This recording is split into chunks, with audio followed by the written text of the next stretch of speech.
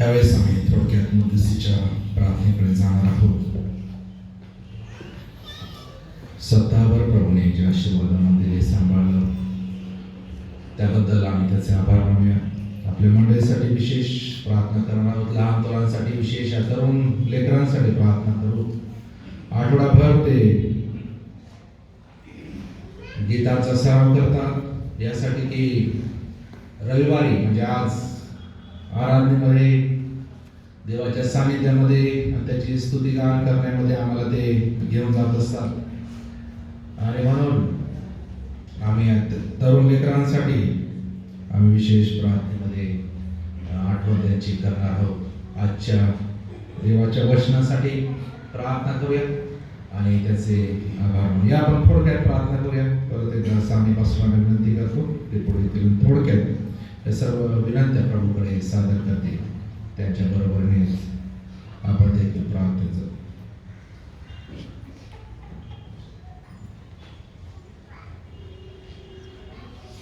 प्रार्थनेमध्ये जाऊ. आपण सर्वशक्तिमान आमच्या स्तुतीनं भरलेल्या प्रभू ईश्वराच्या आम्ही मनापासून तुला धन्यवाद धन्यवाद धन्यवाद देतो, कारण त्यासाठीच तू योग्य आहेस. आम्ही तुझे आभार मानतो कारण तू चांगला आहे, तुझी दया सनातन आहे. पुनरुत्थित प्रभू ईश्वर, आज आम्ही तुझी स्तुती करतो की या महिन्याच्या अगदी शेवटल्या रविवारी तुझी आराधना, तुझी उपासना करण्याची तू आम्हाला संधी दिलीस. ही केवळ तुझी दया आमच्यावर आहे आणि म्हणूनच आम्ही तुझी स्तुती करावी, कारण तू येशू आजपर्यंत आमच्या शहादा मंडळीला तुझ्या नावामध्ये तू राखलंस. शहादा मंडळीतील प्रत्येक लहान थोरांना तुझी स्वर्गीय कृपा पुरवलीस.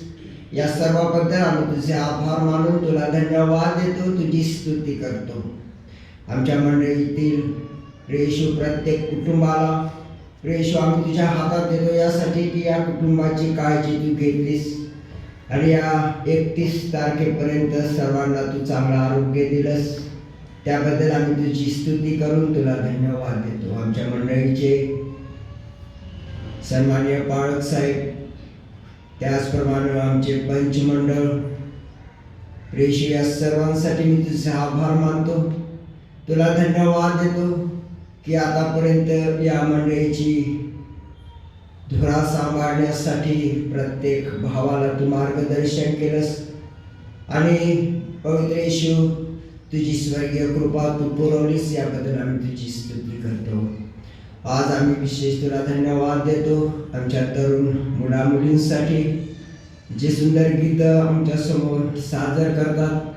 खरंच या प्रिय लेकरांबद्दल मी तुला धन्यवाद देतो. खरंच तू या लेकरांच्या द्वारे तुझी स्तुती तू करून घेत आहेस.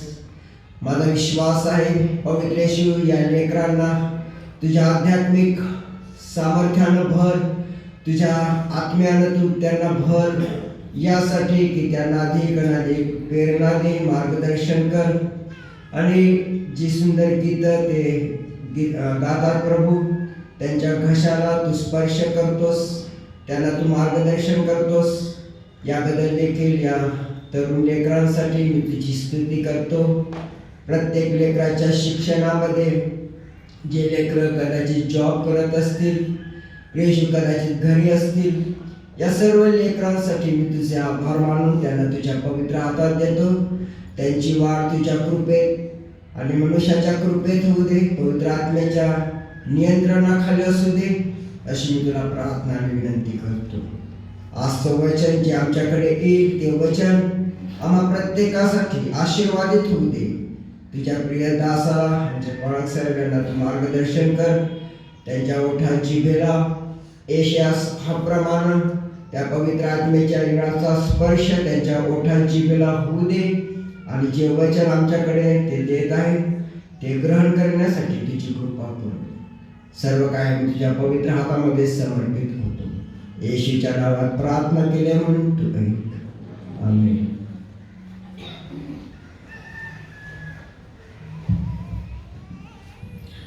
आळीपळीने वाचण्याकरिता स्तोत्रसहित 141 आम्ही आळीपळीने वाचणार आहोत आणि त्यानंतर प्रेषितांचा विश्वास मताधिकार देखील आम्ही एकत्रित म्हणणार आहोत.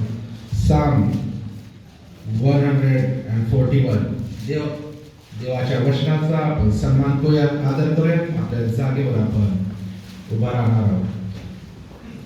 स्तोत्र 141 प्रभू येशूच्या नावात मी सुरुवात करतो. हे परमेश्वरा, मी तुझा धावा करीतो, माझ्याकडे सत्वर आहे. मी तुझा धावा करीतो तेव्हा माझ्या वाणीकडे कान दे.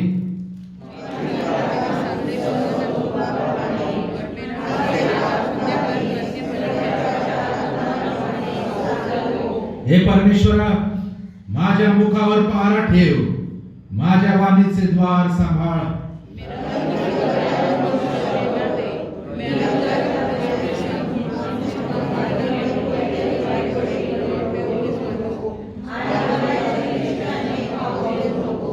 नीतिमान मला ताडण करो, तो मला बोल लावो, तरी ती दयाच होईल. तरी ते उत्कृष्ट तेल माझे मस्तक नको म्हणणार नाही.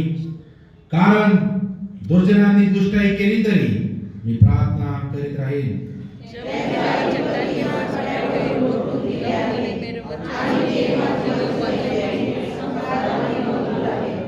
जमीन नांगरताना व ढेकळे फोडताना जशी माती विखरली जाते, तशी आमची हाडे अधोलोकाच्या तोंडाशी विखरली गेली आहेत.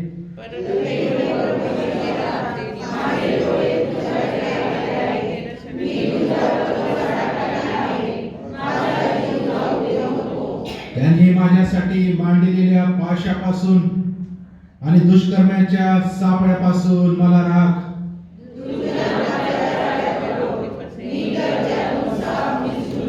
देवा त्याच्या वाचलेल्या सत्य आणि पवित्र वचनाद्वारे आम्हाला आशीर्वाद करो. प्रेषितांचा मतांकिका एकत्रित रीतीने आपण म्हणणार आहोत. सर्व समर्थ देवतेला, आकाश व पृथ्वी यांचा उत्पन्न करता, त्याचवर विश्वास ठेवतो आणि त्याचा एक पुत्र येशू ख्रिस्त आमचा प्रभू, जो पवित्र आत्म्याच्या योगाने गर्भरूपी झाला, कुमारी मरियेच्या उदरीस जन्मास आला, पंत पिलाताच्या वेळेस ज्याने दुःख भोगले, ज्याला वधस्तंभाला केले, जो मरण पावला व ज्याला पुरले, जो मृतलोकात उतरला व तिसऱ्या दिवशी मेल्यातून पुन्हा उठला, स्वर्गात चढला आणि सर्व समर्थ देवदूतांना त्याच्या उजवीकडे बसला आहे. येथून जिवंतांचा व गेलेल्यांचा न्याय करावयास जो येणार आहे, त्याचवर विश्वास ठेवतो. पवित्र आत्मा, पवित्र सार्वत्रिक मंडळी, पवित्र जनांचा सहभागीपणा, पापांची क्षमा, देहाचे पुनरुत्थान आणि सर्वकालिक जीवन याविषयी विश्वास धरतो. आमेन. मंडळीने खाली बसावे. दानार्पण घेण्याचा समय आहे आणि वारंवार परत एकदा एक होणार आहे. मुलांचं एक होत असताना आपण आपलं दान प्रभूच्या भांडारात अर्पण करणार आहोत. ज्यांचे जन्मदिवस, वाढदिवस या सप्ताहात आहे, गीत झाल्यानंतर आपण पुढे या, आपल्यासाठी प्रार्थना करण्यात येईल. ज्यांचे बर्थडे या सप्ताहामध्ये आहेत आणि आपल्याला वाटतं की आम्ही आपल्यासाठी प्रार्थना करावी, आपण पुढे या, आपल्यासाठी प्रार्थना करण्यात येईल.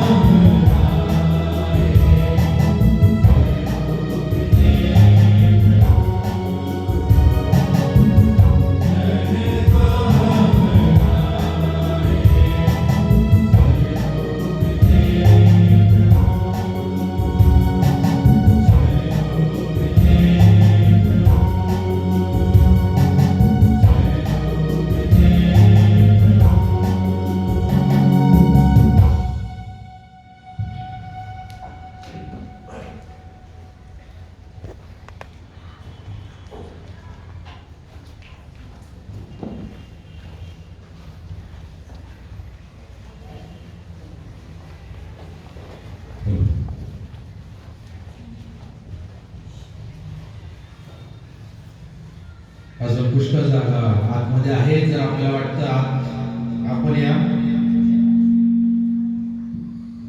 पुरुषांच्या बाजूलाही जागा आहे.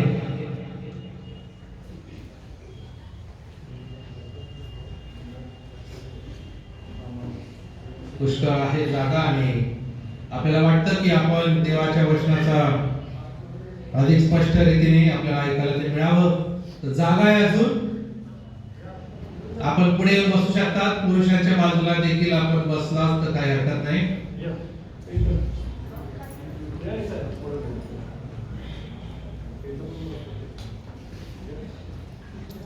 कारण बाहेर आपण सोय केली नाही ऐकू येण्यासारखी. इथे मध्ये पण आपण खाली बसू शकतात चर्च मध्ये.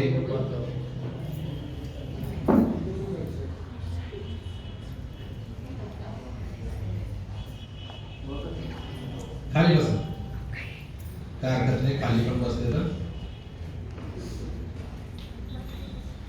आलेल्या दानावर आपण आशीर्वाद मागणार आहोत. त्यावेळी आपण विनंती करतो या दानावर ते आशीर्वाद मागतील. संदीप चव्हाण बाबांचा वाढदिवस आहे 6 तारखेला. तसंच ज्यांचे वाढदिवस असतील त्यांची देखील आपण प्रार्थना करू. प्रार्थना करू. पवित्र आकाश आणि पृथ्वीच्या निर्माणकर्त्यांच्या जिवंत तारणाऱ्या प्रभू परमेश्वर ख्रिस्त येशूच्या नावाने आज सकाळच्या वेळेस पुन्हा एक वार प्रभू तुमच्या नावाला धन्यवाद देतो. मान सन्मान आणि गौरव तुला देतो, कारण त्यासाठी तू योग्य आहेस. मागील संपूर्ण सप्ताह परमेश्वर त्या आमच्या बरोबर तू होतास.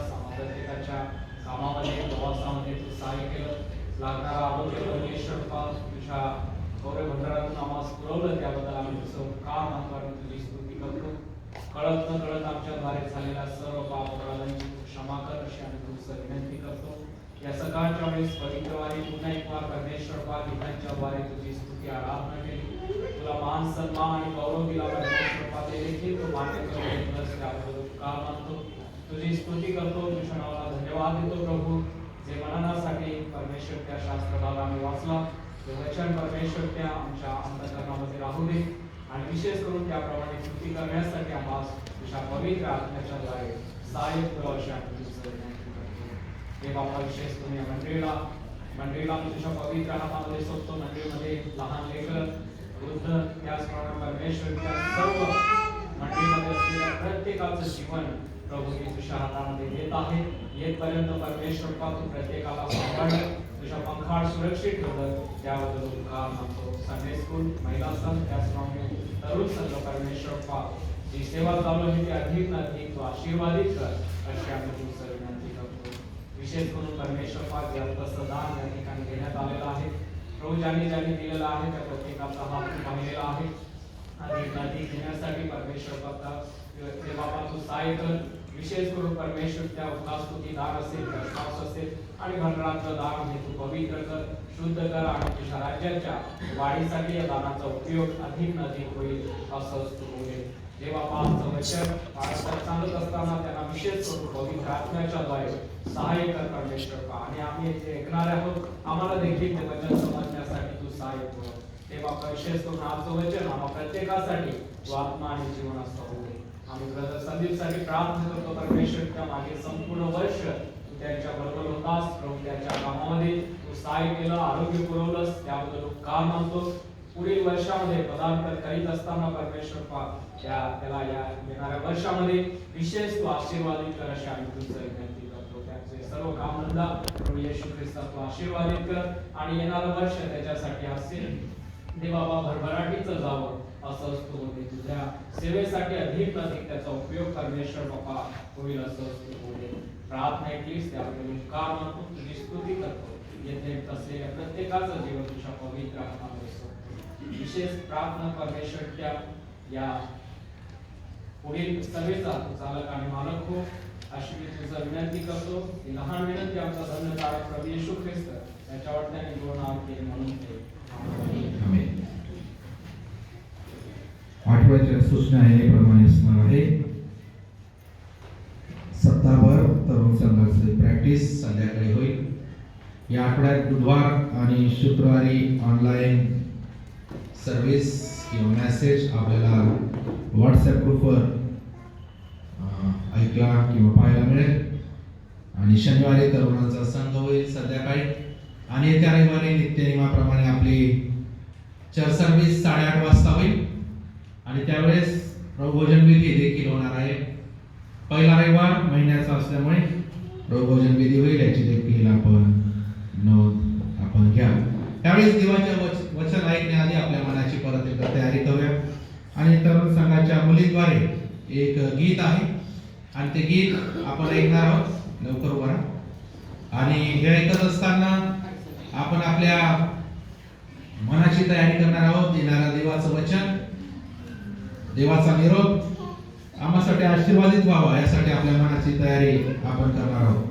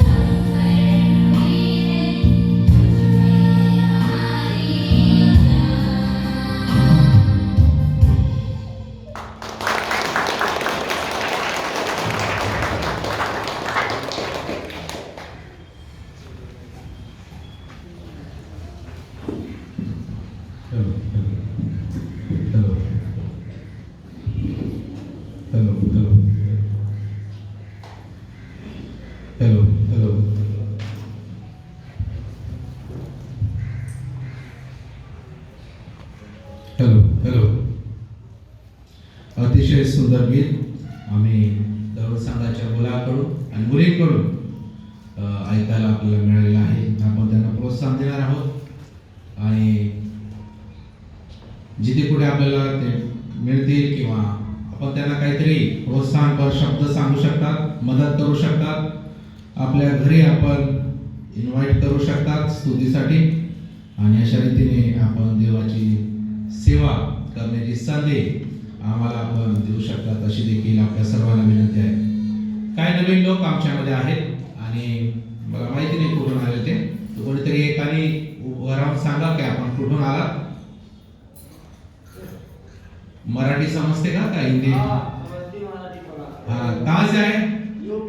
यूपी से आए. अच्छा अच्छा, कोई काम के सिलसिले में आए क्या? अंगूठी का खड़े वाले बेचते हैं. अच्छा अच्छा अच्छा अंगूठी का खड़ा बेचते हैं. अच्छा अच्छा. आप सबका स्वागत है. और जब भी आपको समय आप यहाँ आ सकते हो. ठीक आहे, धन्यवाद. उत्पत्तीचं पुस्तक याचा 37वा अध्याय आणि त्याची 6 आणि 7 वचन.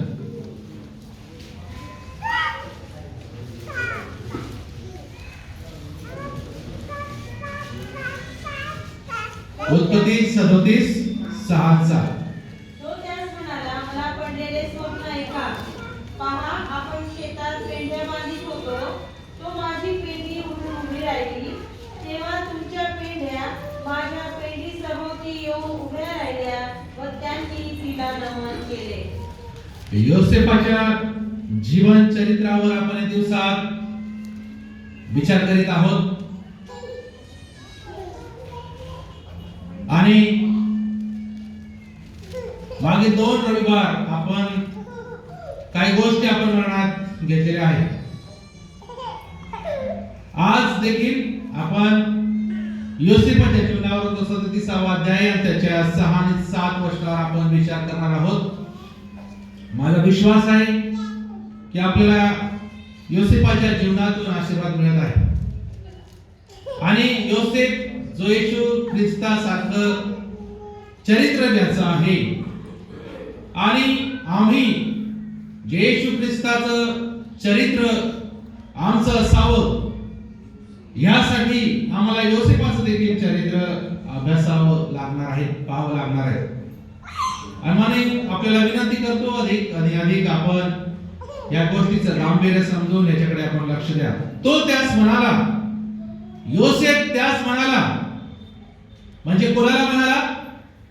त्याच्या भावांना म्हणाला आणि त्याच्या आईवडिलांना म्हणाला, मला पडलेले स्वप्न आहे का? पहा, आपण शेतात पेंढ्या बांधित होतो. तो माझी पेंढी उठून उभी राहिली.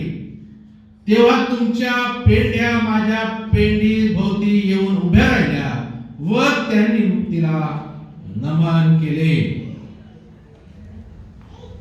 योसेफाला स्वप्न पडली.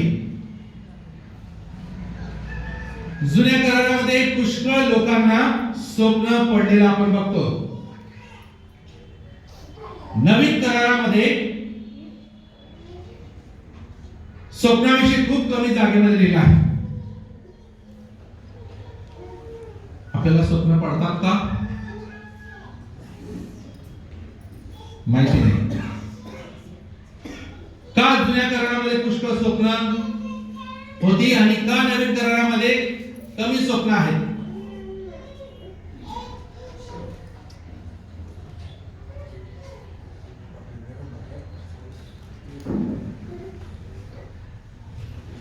स्वप्न जुन्या करारामध्ये जे दर्शन देव मनुष्याला देत होता, त्याद्वारे तो देव मनुष्याशी बोलत होता, स्वप्नाद्वारे आणि दृष्टांताद्वारे. पण नवीन करारामध्ये आपण बघतो की देव त्याच्या वचनानुसार आमच्या सोबत बोलत आहोत. त्या काळामध्ये पूर्ण पवित्र शास्त्र नव्हतं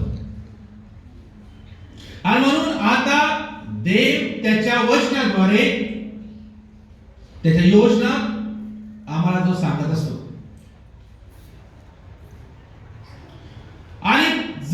स्वप्न आहे, आम्हाला जर दृष्टांत आहे, आम्हाला जर दर्शन आहे, तर आम्ही त्याद्वारे वाहवत जाऊ नये.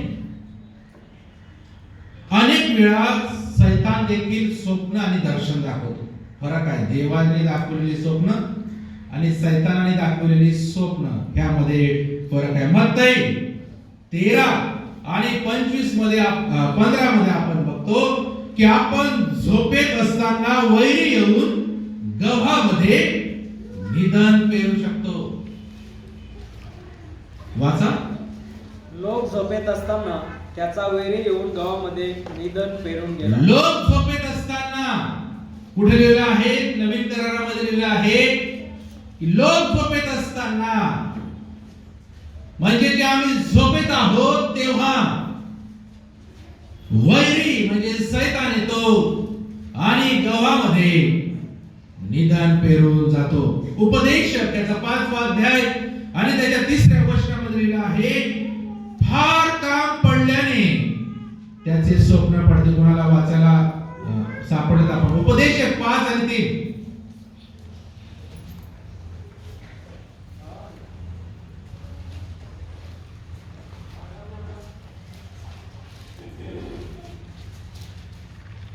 फार काम पडल्याने त्याचे स्वप्न पडते, तशीच फार वाचा त्याने मूर्खाची वाणी प्रगट होते. फार स्वप्न पडले, फार काम पडल्याने स्वप्न पडते. जितके अधिक आपण चिंता करतो तितके अधिक स्वप्न पडतात. काही जर घडणार आहे आणि ह्याची जर आम्हाला भीती आहे, तर आम्हाला असं वाटतं की आम्ही ते स्वप्नात आधीच पाहिलंय.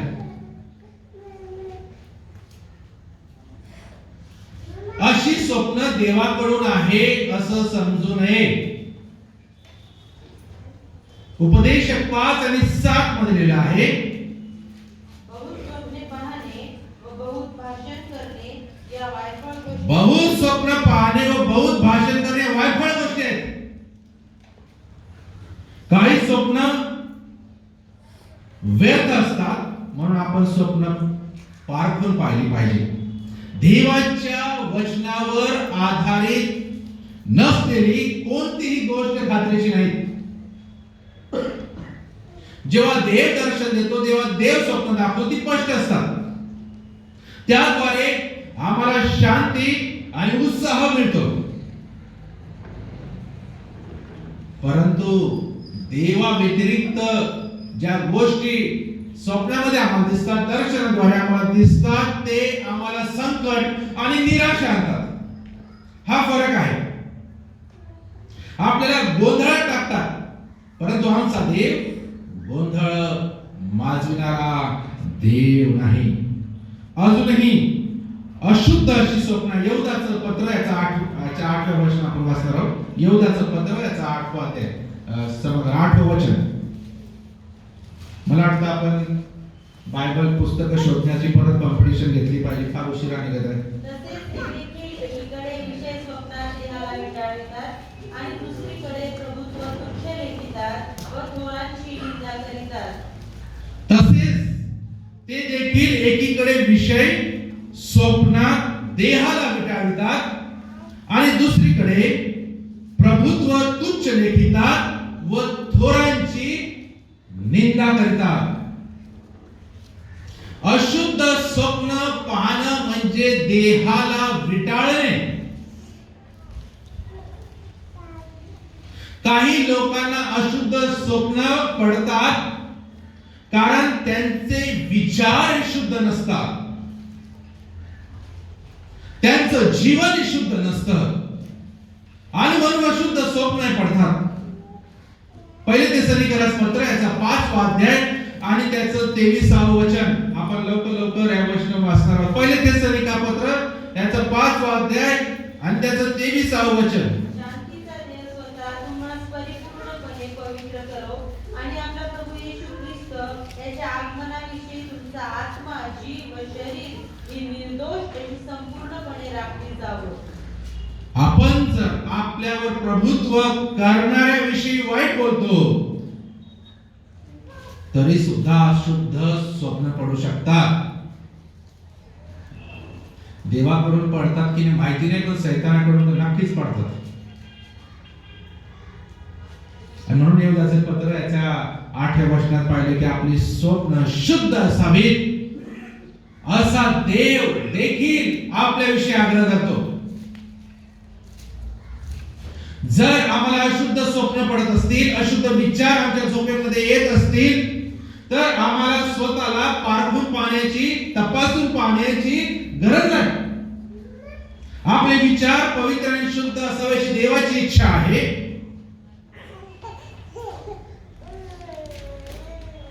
जर आपल्याला अधिकार करणाऱ्या, आपल्या वर्चस्व किंवा आपल्या नेमलेल्या लोकांना जर आपण तुच्छ लेखतो, तर आम्हाला अशुद्ध स्वप्न पडू शकतात. जर आम्ही कोणाचा द्वेष करतो, जर आम्ही कोणाविषयी वाईट विचार करतो, उसको आप बाहर लेके जाइए भैया, आप उसको बाहर लेके जाइए. हाँ बच्चों डिस्टर्ब करते हो जरा, हाँ बाहर सुनाओ.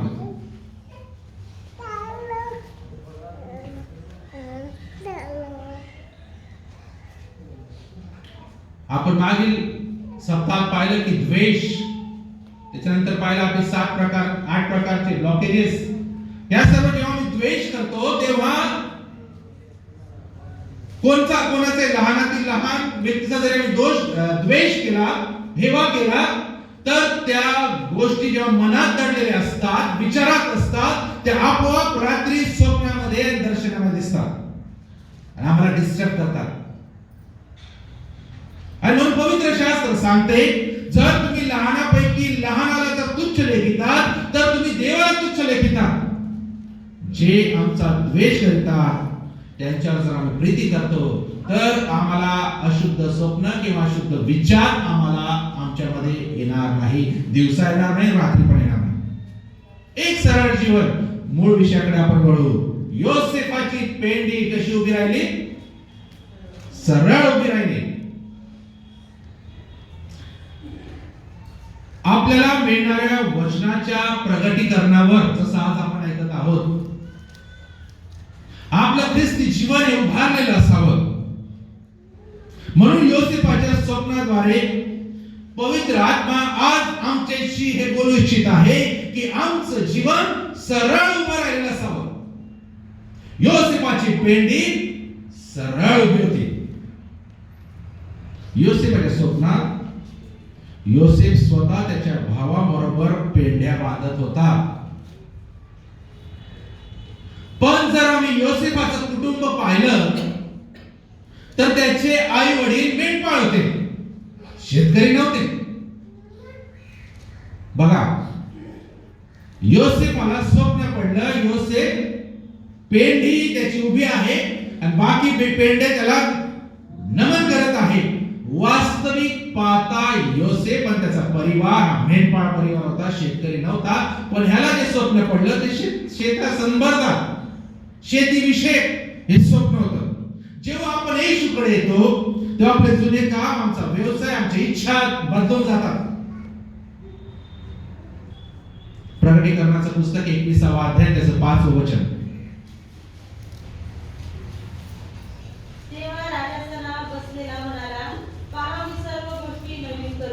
राजासनावर बसलेला म्हणाला, पहा मी सर्व गोष्टी नवीन करतो, जुने ते होऊन गेले, पहा नवीन झाले. आणि जरी त्याचा व्यवसाय, त्याचं कुटुंब मेंढपाळाचं कुटुंब होतं, पण देवाने त्याला स्वप्न शेतीविषयी दाखवलं. आपल्या जीवनाविषयी देवाची योजना, उद्देश काय आहे कळल्यानंतर आमचं जीवन पूर्ण बदलतं, नवीन अर्थ मिळतो, नवीन दृष्टांत मिळतो. ख्रिस्ताने आमच्या जीवनात प्रवेश केला तेव्हापासून आमच्या जीवनात कोणकोणते बदल झालेले आहेत, झाले आहेत किंवा नाही? आमचा ध्येय, आमच्या अभिलाषा, आमच्या इच्छा यामध्ये बदल झालेला आहे किंवा नाही? जर नसेल तर अजून आम्हाला ख्रिस्ताचं योग्य प्रगटीकरण नाही. जर नसेल त्या वचनाचं प्रगटीकरण अजून आम्हाला झालेलं नाही. जर आमच्या जीवनात वचनाचं प्रगटीकरण नाही, तर आमचं जुनं जीवन कधीच बदलणार नाही. कितीही संदेश आपण ऐकले डोक्यावरून निघून जाईल, जीवन बदलणार नाही. योसेफाचा परिवार मेंढपाळाचा परिवार आहे, पण देव त्याला शेतीविषयी दृष्टांत देत आहे, स्वप्न दाखवत आहे. योसेफाची पेंडी उठून सरळ उभी राहिली आणि दुसऱ्या पेंड्या त्याच्या भोवती उभा राहून त्याला वाकून नमन करत आहे. प्रत्येकाच्या जीवनात सर्वप्रथम सरळपणा असावा आणि प्रामाणिकपणा असावा. देवाबरोबर सरळ जीवन जगण्याचं प्रगटीकरण प्रत्येकाला असावं. ख्रिस्ती जीवनामध्ये प्रथम सरळ जीवन जगण्यासाठी समर्पणाची गरज असावी. आम्हाला नेमून दिलेली धाव सरळ आहे, वेडी वाकडी नाही. आमचा रस्ता सरळ आहे, राजमार्ग आहे, शॉर्टकट नाही. जर सरळता आपल्या जीवनामध्ये नसेल तर आम्ही अयोग्य मार्गावर आहोत. आपण कधीही योसेफ होऊ शकणार नाही. एका लेखकाने लिहिलं आहे, जी व्यक्ती एका गोष्टीसाठी सरळ उभी राहू शकत नाही ती कुठल्याही गोष्टीसाठी खाली पडू शकते. जी व्यक्ती एखाद्या गोष्टीसाठी सरळ उभी राहू शकत नाही ती कुठल्याही गोष्टीसाठी खाली पडू शकते. एकच पेंडी सरळ उभी आहे. 2 आणि 3 जर पेंड्या जर सरळ उभ्या असत्या तर आपणही उभे राहू असं आपल्याला वाटतं. एक भावना आपल्याशी असते. पण जर आपण एकटे सरळ आहोत तर आपण राहणार काय? दुसऱ्यांची पेंडी सरळ नव्हती, फक्त योसेफाची पेंडी सरळ उभी होती. आपण खरोखर सरळ उभे आहोत काय? आपल्या वचनामध्ये, आपल्या विचारांमध्ये, आपल्या देवाबरोबर केलेल्या करारांमध्ये, आपल्या दैनंदिन जीवनामध्ये, दुसऱ्यांबरोबर जे व्यवहार आम्ही करतो, जे रिलेशन आम्ही ठेवतो, त्यामध्ये आम्ही सरळ आहोत का? हे स्वप्न योसेफाला पडलं. साधारण त्याचं वय 17 वर्ष होतं. एक तरुण वयात एक सरळ जीवन जगण्याचं प्रगटीकरण त्याला होतं. 17 वर्षाचा योसेफ असताना हे स्वप्न त्याला पडलं. अशा वयामध्ये असे स्वप्न पडणं फार क्वचित असतं, पण ह्या वयामध्ये योसेफाला हे स्वप्न पडलं कारण त्याचं जीवन सरळ होतं. जेव्हा उतार वयात आयुष्यभर आम्ही सरळ जीवन जगत नाही, जेव्हा उतार वय येतं तेव्हा आम्ही सरळ जीवन जगण्याचा प्रयत्न करतो, ते काहीच कामाचं नसतं. त्या वयामध्ये आरोग्य नसतं, त्या वयामध्ये बळ नसतं, त्या वयामध्ये स्मरणशक्ती नसते, त्या वयामध्ये जास्त ज्ञान नसते, त्या वयामध्ये काही नसतं. इच्छा असून देखील काही गोष्टी करू आम्ही शकत नाही. तेव्हा आम्ही ठरवतो आता मी उभा राहून सरळ राहील, उठून सरळ राहील. जेव्हा सगळं संपलं असतं, आयुष्यभर वेड्या वाकड्या मार्गाने चालत आलो आणि आता आम्ही ठरवतो आता मी सरळ राहील. नाही, 17 वर्षाचा योसेफ सरळ जीवन जगतो. देवाला हे जीवन पाहिजे आहे, सरळ जीवन. जेव्हा आमच्यात स्मरणशक्ती आहे, जेव्हा आमच्यामध्ये सामर्थ्य आहे, जेव्हा आमच्यामध्ये बळ आहे, जेव्हा आमच्यामध्ये आरोग्य आहे, बेस्ट पिरियड, चांगला समय, चांगली वेळ आम्ही देवाला देणं गरजेचं आहे. आता ज्यांचं वय होऊन गेलं त्यांच्याविषयी बोलून उपयोग नाही, पण जे अजून देखील देवासाठी काही करून जाण्याची इच्छा बाळगतात, देवासाठी या गोष्टी करणं फार महत्वाचं आहे. मी काल तरुण संघासमोर एक लहानशी गोष्ट देखील आपण देवासाठी केली. देव कोणाचा ऋणी कधी राहत नाही आणि ती त्यांना परत दिल्याशिवाय राहणार नाही. स्तोत्रकर्ता म्हणतो स्तोत्र 19 आणि 13 मध्ये,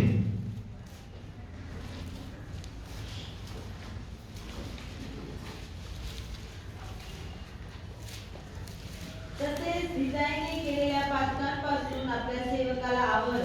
त्यांची सत्ता माझ्यावर न चालव, म्हणजे मी पूर्ण होईल आणि महापातकांपासून अलिप्त राहील. धिटाईने केलेल्या पातकापासून आपल्या सेवकाला आवर. उपदेशक 7 आणि 29.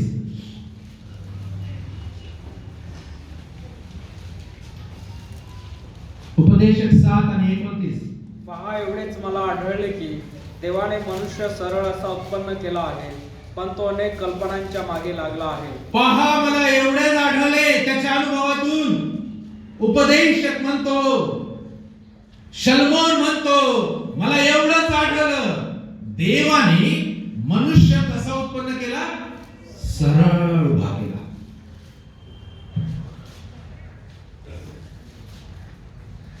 सरळ उत्पन्न केला. पण तो अनेक कल्पनाच्या मागे लागला आहे आणि वाकडा झाला. वेडा वाकडा चालत आहे,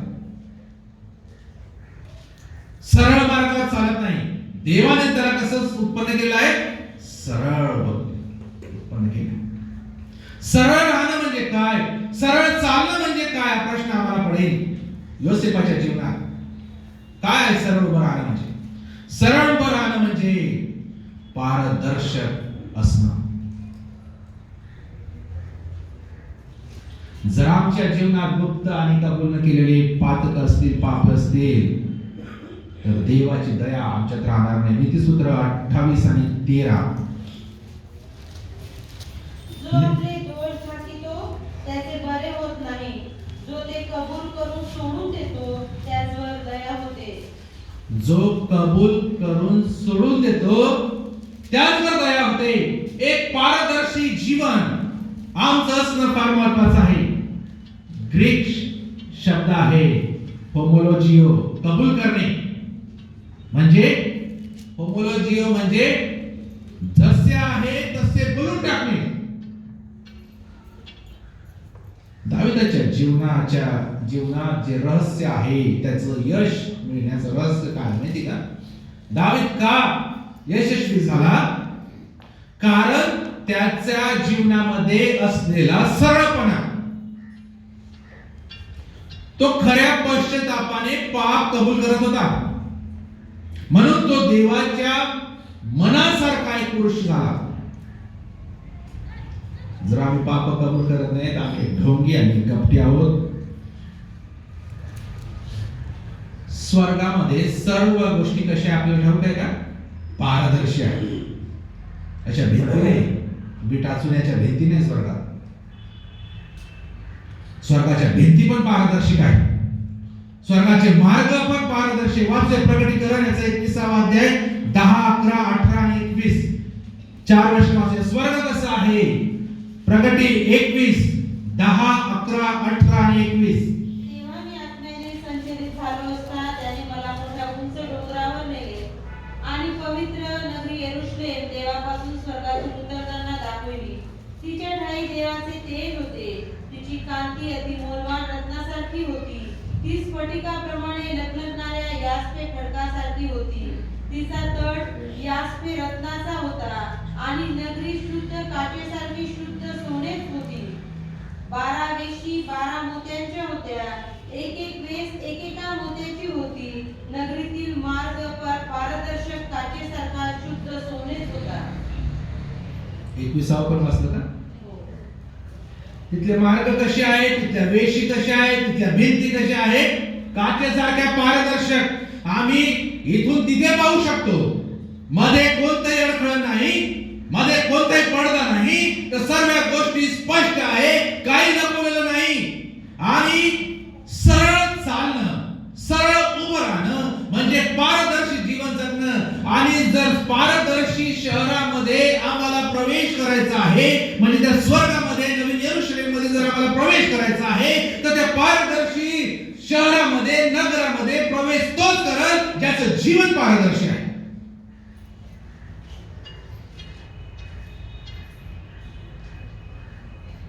काहीतरी लपलेलं जर असेल, काहीतरी कबूल न केलेलं जर असेल, तर त्या पारदर्शी शहरामध्ये आम्ही जाऊ शकत नाही.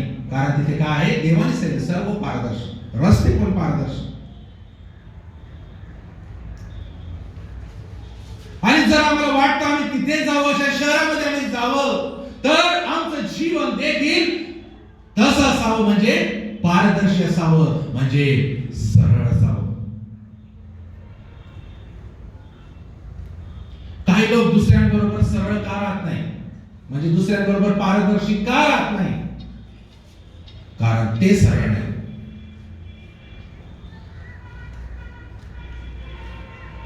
एक मराठीत विचित्र म्हणे ती मी सांगत नाही, आपण समजून घ्या. जर आपण देवाबरोबर सरळ नाही तर आपण लोकांबरोबरही सरळ राहणार नाही. एखाद्या व्यक्ती बरोबर जर मी सरळ राहत नाही याचा अर्थ मी देवाबरोबर मी सरळ नाही. सरळ सरळ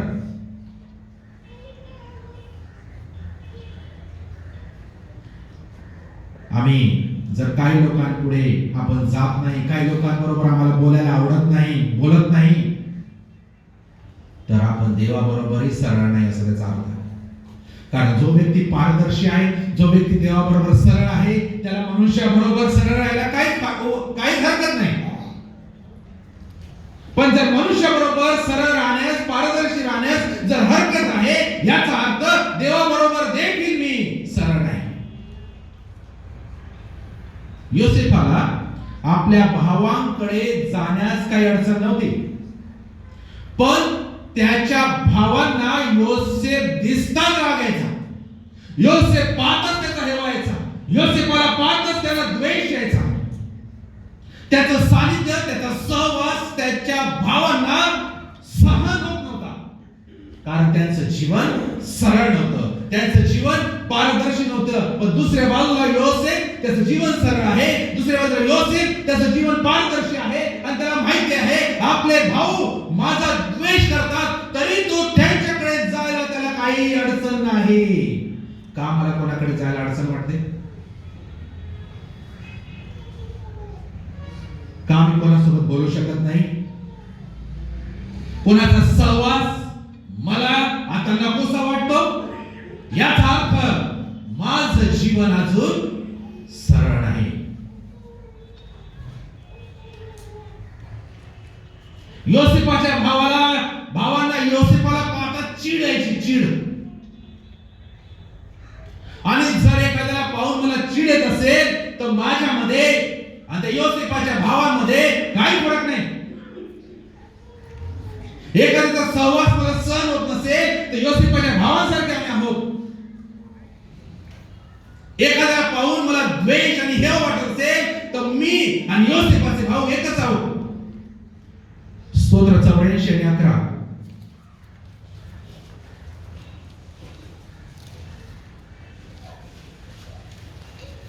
कारण परमेश्वर देव हा सूर्य वढणार आहे.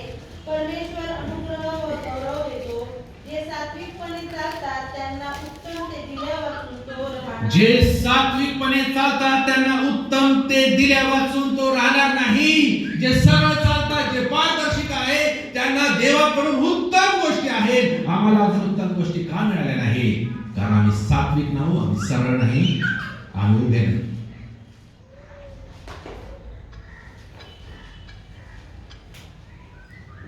देवाचे वचन यामध्ये अतिशयोक्ती वाढून सांगितलेलं नाही. खूप मोठं करूनही काही सांगितलं नाही. जर देवाचं वचन म्हणतं कोणतीही उत्तम गोष्ट दिल्या वाचून राहणार नाही, तर हे असंच आहे. आणि बघतो योसेफ सरळ होता आणि उत्तम काय सर्वच गोष्टी देवाने त्याच्या जीवनाच्या अंती बघूया, सर्वच गोष्टी पंतप्रधान उच्च पदाला गेलं. काय नव्हतं त्याच्याकडे? काय नव्हतं? रथ असते त्या काळात, काय नव्हतं त्याच्याकडे? उत्तम ते दिल्या वाचून देवच राहणार नाही. देवाला वाटलं की कधी आला तू? कोणाला? जे सात्विकपणे आहे, ज्यांच्या मनात कपट नाही, द्वेष नाही. जेव्हा आपण सात्विक जीवन जगतो तेव्हा आपले जीवन समृद्धीने भरतं. आमचं जीवन देवाच्या कृपेने भरतं. आम्हाला देवाच्या सत्याची समृद्धी, पवित्र आत्म्याची समृद्धी, देवाच्या गौरवाची समृद्धी, देवाच्या चांगुलपणाची आणि त्याच्या शक्तीची समृद्धी आम्हाला मिळते. हे संपूर्ण जग सुकलेल्या अवस्थेमध्ये आहे. सर्वत्र लोक रिकाम्या अवस्थेमध्ये आहेत, संपलेले आहेत. लोक पापामुळे कपटी, द्वेष वाम मार्गाला लागलेले आहेत. त्यामुळे त्यांना सरळ मार्गाने चालता येत नाही. संपूर्ण जगाचे पोषण करण्यासाठी एक पेंडी उभी राहील का, हे परमेश्वर पाहत आहे. त्या संपूर्ण परिसरामध्ये पूर्ण मिसर देशात त्याच्या आजूबाजूच्या देशांना त्यांचं पोषण करण्याची जबाबदारी देवाने एका पेंडीवर दिली आहे, योसेफावर दिली आहे. ती एकटी उभी होती. सगळ्या जगाचे प्राण योसेफाने वाचवले. इतका या समुद्राच्या वाळू इतका अन्नधान्याचा साठा त्यांनी केला. आपण या भोगलेल्या जगामध्ये राहत आहोत. लोकांना देवाची गरज आहे, देवाच्या वचनाची गरज आहे, देवाच्या वचनाच्या प्रकाशाची गरज आहे, सत्याची गरज आहे. सर्व यांना कोण देणार? सुकलेली अवस्था आहे, यांना कोण देणार? जे पवित्र शास्त्राचा अभ्यास करतात तेच देऊ शकतात. जे सरळ आहे तेच देऊ शकतात.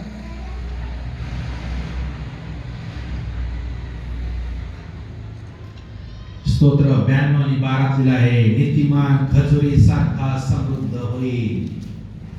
खजुरीचं झाड जवळ जाऊन बघतो साधारणपणे सरळ असतं. सुकलेली अवस्था आजूबाजूला असते, परंतु त्या वाळवंटात त्या तप्त रेतूमध्ये ते सरळ असतं आणि मधुर फळं देतं, हिरवेगार असतं.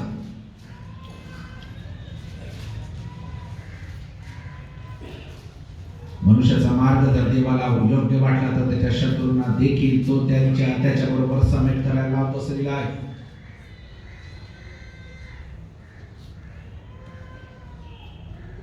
योसेफाच्या स्वप्नाच्या भाषांतराची गरज त्याच्या भावाला नव्हती. जेव्हा त्याने स्वप्न त्याच्या भावाला सांगितली, योसेफाच्या भावाने त्या स्वप्नाचा अर्थ लगेच त्यांना समजला आणि ते म्हणू लागले, काय तू आम्हावर राज्य करणार नाही? हे कधीच होणार नाही, आम्ही मुळीच होऊ देणार नाही. त्याचे भाव म्हणाले लगेच ना. त्या भावांना स्वतःवर राज्य कसे करावे माहिती नव्हते, म्हणून दुसऱ्यांनी त्यांच्यावर राज्य दुसरा कोण करल हा विचार देखील त्यांना सहन होत नव्हता. स्वतःचा राग, द्वेष, सेवा, कडूपणा यावर नियंत्रण कसं करावं ह्या गोष्टी माहित नव्हते. जर आम्हाला आमच्या स्वभावावर नियंत्रण नसेल तर कोणी आम्हावर राज्य करेल हे आम्हाला सहन होणार नाही. कोणी आम्हाला ताब्यात ठेवेल आम्हाला सहन होणार नाही.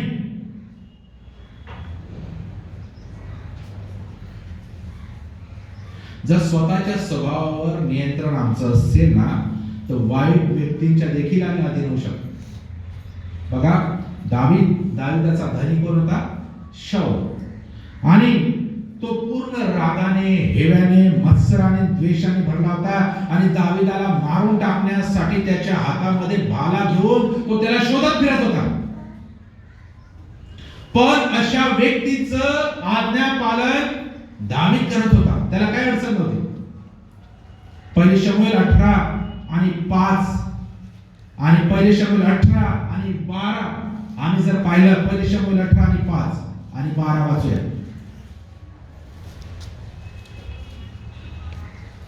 जिकडे तिकडे शाऊल दाविदास पाठवी, तिकडे तिकडे जाऊन तो चतुराईने कार्यसिद्धी करी. शाऊलाने त्यास योद्ध्यावर नेमिले, हे सर्व लोकांस पसंत वाटले. तसे शाऊलाच्या सेवकासही ते पसंत वाटले. परमेश्वर दाविदाच्या बरोबर होता व त्याने शाऊलास सोडले होते. यास्तव दाविदाचा शाऊलास धाक असे. भाला हातामध्ये घेऊन शाऊल दाविदाला मारायला शोधत होता. तरी त्याला मुद्दाम युद्धामध्ये पाठवत होता की हा युद्धामध्ये मरून जावा. परंतु जिथे जिथे दाविदाला पाठवण्यात आलं तिथे तिथे दावीद चतुराईने कार्यसिद्धी करत होता आणि हे लोकांना पसंत पडले. आणि बघा, असं झालं की शाऊलाला दाविदाचा धाक पडला. उलट झालं. दाविदाला शाऊलाची भीती हवी होती, परंतु शाऊलाला दाविदाची भीती वाटत आहे. जेव्हा आम्ही सात्विकतेने देवाबरोबर चालतो, स्वतःवर राज्य करतो, तेव्हा वाईट लोक आपल्यावर नियंत्रण करण्याचा प्रयत्न करत असतील तरी सहजरित्याने आपण त्यांच्या अधीन होतो. दुसऱ्यांचे आज्ञा पालन करणं आम्हाला कठीण जातं का? असेल तर आमच्यामध्ये अजून राग आहे आणि द्वेष आहे. आणि आपण दाविदाच्या जीवनातून देखील ही गोष्ट पाहू शकतो. योसेफाच्या भावांपेक्षा योसेफ उत्तम आहे ही गोष्ट स्वीकारणे योसेफाच्या भावांना कठीण होते, म्हणून ते त्याचा आदर करत नव्हते. त्यांना वाटलं आमच्यापेक्षा उत्तम आहे आणि ही गोष्ट त्यांना सहन नव्हती होत आणि ते त्याचा आदर करत नव्हते. आम्ही एक दुसऱ्यांचा आदर का करत नाही? कारण आम्हाला सहन होत नाही. फिलिप्पियरास पत्राचा 2 अध्याय त्याचं 3 वचन. फिलिप्पियरास पत्र 2 आणि 3. तट पाडण्याच्या अथवा पोकळ डौल मिरविण्याच्या बुद्धीने काहीही करू नका, तर लीनतेने एकमेकांना आपणापेक्षा श्रेष्ठ माना. तर लीनतेने एकमेकांना आपणापेक्षा श्रेष्ठ माना. जेव्हा दुसऱ्यांचा आदर होतो, जेव्हा दुसऱ्यांची प्रगती होते, जेव्हा दुसऱ्यांची उन्नती होते, जेव्हा दुसरे आमच्यापेक्षा श्रेष्ठ आहे असं आम्हाला वाटतं, तेव्हा आपल्याला पाहत नाही. आणि जेव्हा आम्हाला पाहत नाही, आम्ही आदर करणं सोडून देतो. दावीद शाऊलापेक्षा अधिक आदरणीय झाला हे शाऊलाला पाहत नव्हतं. दानियल च्या बाबतीत हेच होतं. तेथील सर्व अधिकारी एक इब्री कैद्याला म्हणजे दानियलला तो उंचावत आहे हे त्यांना सहन होत नव्हतं. आणि जेव्हा त्यांना सहन होत नव्हतं, तेव्हा त्याच्याविषयी त्या चुगल्या करू लागले. तेव्हा ते त्याच्याविषयी राजाला काहीतरी गोष्टी सांगत होते सारखं. त्यांना सहन नव्हतं दानियलाचं. हा आपल्यापेक्षा अधिक प्रगती करत आहे, ह्याला देवाने अधिक ज्ञान दिलेलं आहे, हे त्यांना बिलकुल सहन नव्हतं. आणि कसं तरी याला खाली पाडावं.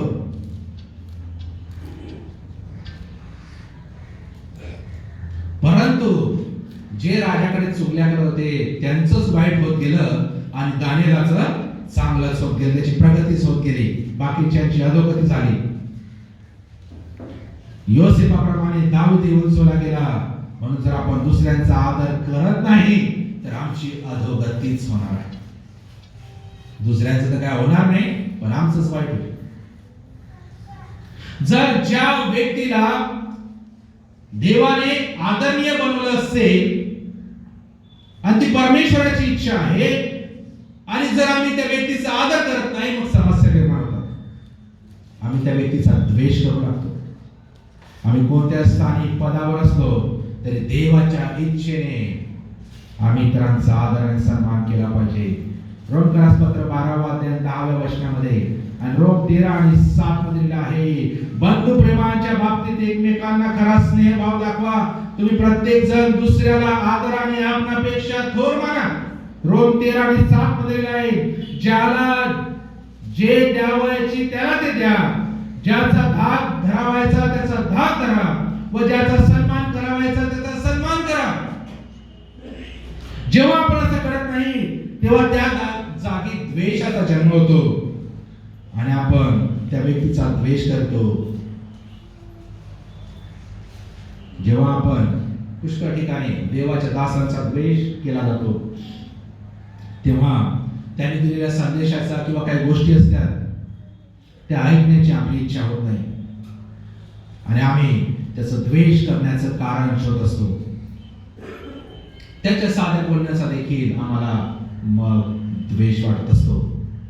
उत्पत्ती 37:9-11 मध्ये पुढे आम्ही बघतो, योसेफाला परत आणखी एक स्वप्न पडलं. हे कमी होतं का काय? अजून एक स्वप्न पडलं आणि त्या स्वप्नात त्यांनी पाहिलं. तेव्हा योसेफाने आपल्या भावाला सांगितले. तो म्हणाले, पहा मला आणखी एक स्वप्न पडलं आहे. ते हे असे की सूर्य, चंद्र व 11 तारे यांनी मला नमन केले. त्याने आपल्या बापास व भावास सांगितले. तेव्हा त्याचा बाप त्याला धमकावून म्हणाला, हे कसले स्वप्न तुला पडले? काय मी, तुझी आई व तुझे भाऊ हे भूमीपर्यंत जाऊन तुला नमन करावयास तूच पुढे येणार. त्याचे भाऊ त्याचा द्वेष करू लागले, पण त्याचे म्हणणे बापाने मनात ठेवले. स्वप्न खरे होते, देवाकडून होते, पण योसेफाने त्याच्या बापाला आणि भावाला सांगितलं तेव्हा ते खुश झाले नाही, ते दुःखी झाले. आपण वाचतो त्याच्या बापाने त्याला धमकावलं, याची गरज नव्हती, कारण योसेफाची यामध्ये चूक नव्हती. देवाने त्याला स्वप्न दाखवलं, ते त्यांनी सांगितलं, पण त्याच्या बापाने त्याला धमकावलं. पण तरी एकही शब्दाने योसेफाने त्यांना उत्तर न देता आणि बघतो तो तसाच गप्प राहिला. काही वेळेला आपली चूक नसते आणि आपल्याला धमकवलं जाते, अशी देवाची इच्छा असते. देवच परवानगी देतो. त्यावेळेस आमची प्रतिक्रिया काय आहे हे देव पाहू इच्छितो. चूक असल्यावर शिक्षा न मानणाऱ्या लोकांची कमी नाही, पण चूक नसताना जेव्हा शिक्षा होते तेव्हा आमची प्रतिक्रिया काय आहे. बघा येशूचा स्वभाव, योसेफाचा स्वभाव. चूक असूनही लोक शिक्षा स्वीकारित नाही, पण चूक नसताना शिक्षा स्वीकारणे किती कठीण आहे. येशूवर देखील आरोप करण्यात आले, त्याला मारण्यात आलं. काय चुकी होती येशूची? लोकांना बरे करणं, त्यांना बंधनमुक्त करणं, त्यांचं तारण करणं, त्यांना देवपित्याकडे नेण्याचा मार्ग दाखवणं. काय चूक होती? तरी त्याला धरून देऊन त्याच्यावर काय करण्यात आले? दोषारोप करण्यात आले. सिल्लाय चूक नसतानाही शांत राहणं कठीण आहे. जर परमेश्वर आपल्या विरोधात असे लोक उभे करत असेल तर त्याचं उत्तर आम्ही शांतीने देणं गरजेचं आहे. म्हणून स्तोत्र 141 आणि 5 आम्ही जे आळीपाळीने वाचलं त्यामध्ये 5 वचनात दिलं आहे, नीतिमान मला ताडण करो, तो मला बोध लावो, तरी मी ती दयाच होईल, तरी ते उत्कृष्ट तेल माझे मस्तक नको म्हणणार नाही. एवढी मोठा पेशन्स कोणाकडे आहे?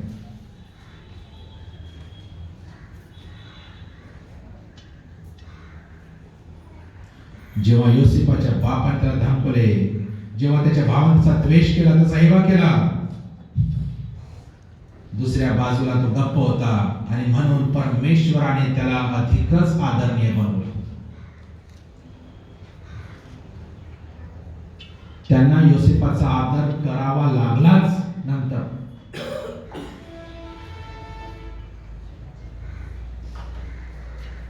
जेव्हा आमचा अनादर होतो तेव्हा आम्ही जर शांत राहतो, देव आमचा अधिक आदर करतो. 10 लोक अनादर करत आहे, देव आमचा 100 लोकांपुढे आदर करतो. गणित आहे. पण आम्ही तिथे जशास तसे केले तर मग कठीण आहे. जेव्हा आम्ही आध्यात्मिक जीवनात लोकांनी आम्हाला प्रोत्साहन द्यावं, आम्हाला चांगलं म्हणावं अशी वाट पाहू नये. खूप कमी लोक असतील आम्हाला प्रोत्साहन देतील, पण जास्ती लोक आम्हाला निरुत्साहित करतील, कारण सहन होत नाही. अशा वेळेस आमची प्रतिक्रिया काय? नेहमीच आमची प्रशंसा होईल असा विचार आम्ही करू नये. त्याच्या उलट अधिक निराशेचा आम्हाला सामना करावा लागेल, ही सत्यता आहे. कनान देशात हेरगिरी करण्यास जाहिरांना पाठवले होते, त्यातील आम्हाला माहिती किती हेर यांनी निराशेची बातमी दिली. 12 पैकी 10 लोकांनी निराशेच्या निगेटिव्ह नकारात्मक त्यांनी न्यूज दिली. 12 पैकी 10 म्हणजे नकारात्मक बोलणाऱ्यांची किती मोठी संख्या आहे? जास्त आहे, डबल पेक्षा जास्त आहे. रुथला आपली सासू नामी बरोबर जाऊन तिच्या भावाचा वाटा द्यायचा होता, परंतु नामीने तिचे मन वळवण्याचा आटोकाट प्रयत्न केला. जेव्हा 2 अंधळ्यांना येशूकडे आरोग्य प्राप्त होण्यासाठी आणलं, ते आक्रोश केला, त्यांनी आरोग्य प्राप्त व्हावं, पण लोकसमोर त्यांना गप्प बसवण्याचा प्रयत्न केला. जेव्हा आम्ही काय करतो तेव्हा अधिक लोक आम्हाला दाबतात, गप्प बसवतात, पण खूप कमी आम्हाला सपोर्ट करतात. जेव्हा योसेफाने स्वप्न आपल्या भावास सांगितलं तेव्हा त्यांची प्रतिक्रिया फार वेगळी होती. या अगोदरही जे स्वप्न सांगितलं तेव्हा पण त्यांनी तसंच केलं, त्याचा द्वेष केला, त्याच्याबरोबर सलोख्याचं भाषण ते आता करीनात. योसेफाबरोबर चांगलं बोलणं हे त्यांना जमेना, सहनच होईना. तरी तो त्यांना परत आणि परत आपलं स्वप्न सांगतच राहील. पवित्र शास्त्र सांगते मत्ती 7 आणि 6 मध्ये लिहिलं आहे, जे पवित्र ते कुत्र्यांना घालू नका आणि आपली मोते डुकरांपुढे टाकू नका. टाकाल तर ती कदाचित आपल्या पायाखाली तुडवतील व उलट तुम्हालाच फाडतील. जे पवित्र आहे, किती कठीण आहे वचन. जर आम्ही स्वीकारत नाही, ऍक्च्युली सांगणाऱ्याला खूप मोठा धोका आहे. जर ऐकणारे नकारात्मक विचारांनी बसलेले असतील तर सांगणाऱ्याला धोका आहे. कारण जे पवित्र आहे ते असलेलं आहे की ते कुत्र्यांना घालू नका आणि आपली मोते डुकरांपुढे टाकू नका. ठीक आहे, परंतु त्याचा साइड इफेक्ट हा आहे, टाकाल तर ती कदाचित आपल्या पायाखाली तुडवतील. ठीक आहे, तुडवली पर्यंत, पण उलट तुम्हालाच फाडतील. इथे रिस्क आहे. जे टाकतील त्यांना फाडतील, पायाखाली तुडवतील. देवाने योसेफाला अनेक वरदानं दिली. स्वप्नाचा आणि स्वप्नाच्या भाषांतराचा अर्थ सांगण्याची देखील देवाने त्याच्यावर कृपा केली. भविष्यात काय होणार आहे, देवाची योजना काय आहे हे योसेफ सांगत होता, पण चुकीच्या लोकांना सांगून त्यांनी मोठी चूक केली. ही स्वप्न तो कुठे बोलत आहे? त्याच्या भावांपुढे बोलत आहे. जे कुत्र्यांसारखे, जे डुकरांसारखे आहे, त्यांना काही संबंध नाही त्या दृष्टांचा, त्यांना काहीच पडलेलं नाही त्या स्वप्नांचा. ते उलट काय आम्ही तुला नमन करू, असं होणारच नाही असं ते म्हणतात. नंतर नाक घासत आले, भीती वाटली, सापासारखे, सिंहासारखे, गाढवासारखे त्यांना आपण पाहिलं, म्हटलेलं आहे. असे ते भाऊ क्रूर, रक्तपात करणारे, दया माया निष्ठुर नसलेले, अशांसमोर योसेफ त्याचं स्वप्न सांगत आहे. कोणासमोर? डुकरांपुढे मोती टाकत आहे आणि कुत्र्यांपुढे घालत आहे. ते उलटून तुम्हाला फाड दिलेलं आहे. तसंच केलं. हे स्वप्न भावाने सांगत असताना त्याच्या भावाला हेवा वाटला त्यांना आणि त्याला खाड्यात टाकलं. पहिले तर मारून टाकण्याचा विचार केला आणि त्याला खाड्यात टाकलं. फाडतील लिहिलं आहे, पण देवानी योजना वेगळी होती.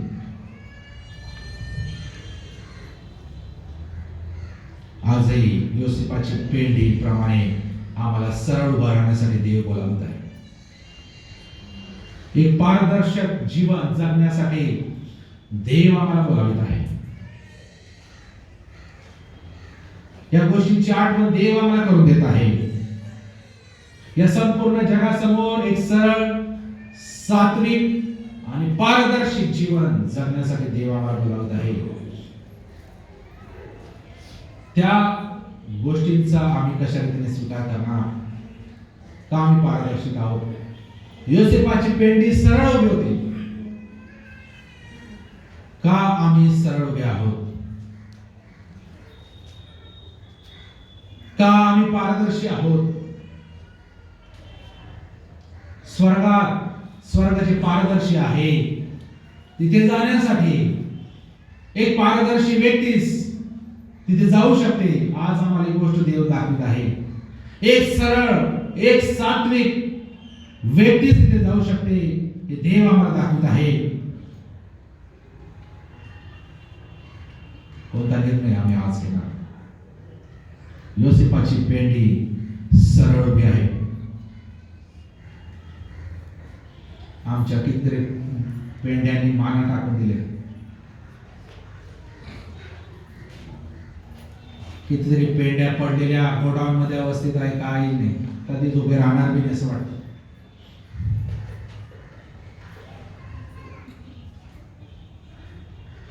काही फक्त रविवारी उभे राहतात, आठवड्याभर पडलेले राहतात.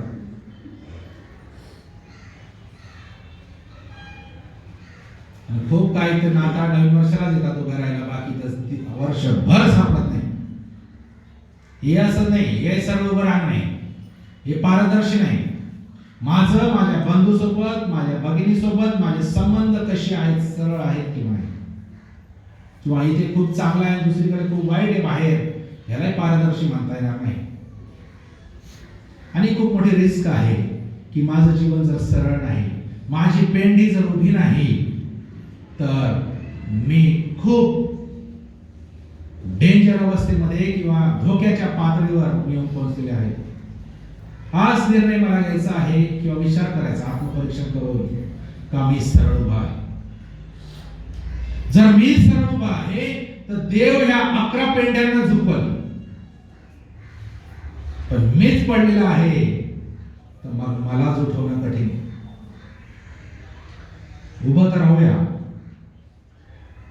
प्रवाहाच्या विरुद्ध तर आम्ही जाऊया. प्रवाहाबरोबर जिवंत मासे पोहतात किंवा चालतात,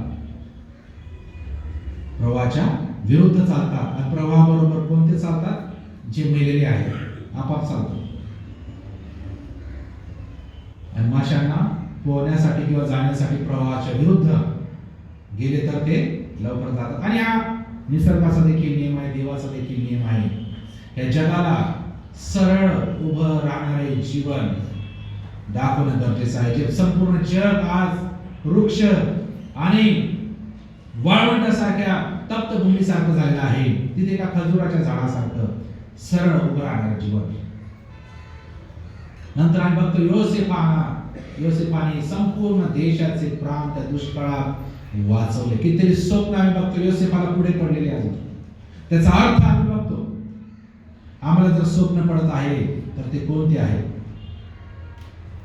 माझे स्वप्न कोणते आहे? रात्री जगिक आहे की फक्त काही वेळेपुरतं असलेले स्वप्न आहे, किंवा काही पुष्कळांचे प्राण वाचावे असलेले स्वप्न आहे? जे स्वप्न पडतात ते देवापासून आहे की ते सैतानापासून आहे? कारण रात्री जर कोण येतो आहे निधन फिरायला, तो शत्रू आहे, तो सैतान आहे.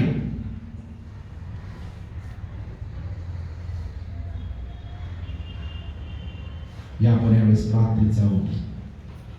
जी स्वप्न योसेफाला पडलं आहे त्याची पेंडी सरळ उभी आहे, शेवटपर्यंत ती सरळ उभी आहे, मरुस्तोपर्यंत ती सरळ उभी आहे. कितीतरी तिला खाली पाडण्याचा प्रयत्न केला पण ती सरळ उभी आहे. ज्यांनी प्रयत्न केला खाली पाडायचा तेच पडून गेले, पण योसेफ सरळच उभा आहे. प्रार्थना करू. पवित्र देवा, आम्ही तुला धन्यवाद देतो. योसेफाने जे स्वप्न पाहिलं की त्याची पेंडी सरळ उभी होती. एक पारदर्शी जीवन, एक सरळ जीवन, एक देवाला आवडणारे जीवन, योसेफ ख्रिस्तासमान असलेले जीवन योसेफ जगला. त्या काळात त्यांना कोणी पाळक, उपदेशक, पवित्र शास्त्र देखील त्याच्याजवळ नसेल, परंतु जे स्वप्न, जे दर्शन तू त्याला दिलं त्याप्रमाणे तो चालला. आज आमच्या जवळ सर्व काही गोष्टी तुझ्या वचनाद्वारे प्रभू आम्हाला दिल्या असताना देखील आम्ही एकमेकांबरोबर पारदर्शी राहू शकत नाही, सरळ राहू शकत नाही.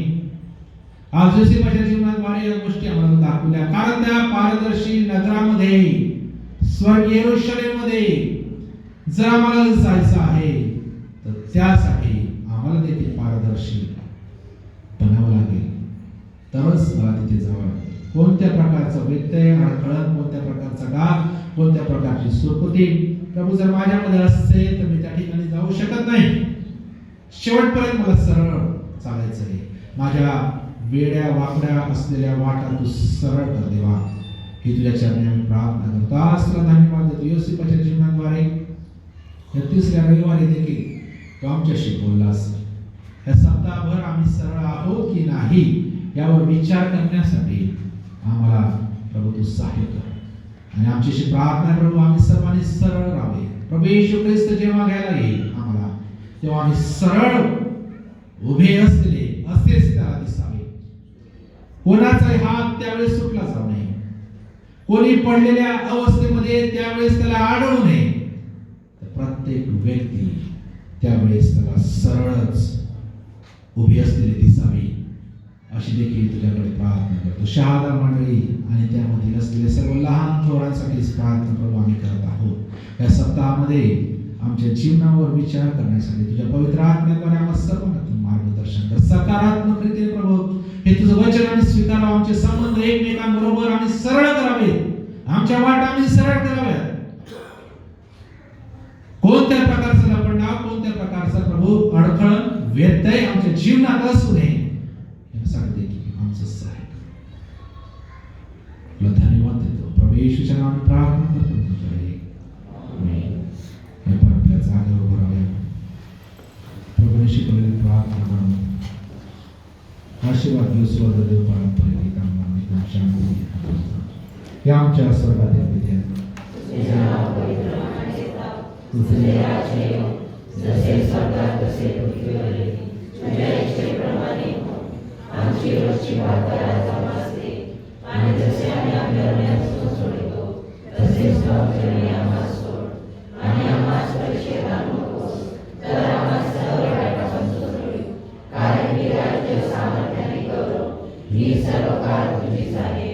आमेन. आणि आता आपल्या प्रभू येशू ख्रिस्ताची कृपा, देवाची प्रीती, पवित्र आत्म्याची समक्षता इथे उपस्थित आम्हा सर्वांबरोबर एसी चर्चेस बरोबर, देवाचं निवडलेलं इस्रायल राष्ट्र या बरोबर आता आणि सदा सर्व काळापर्यंत असो. आमेन.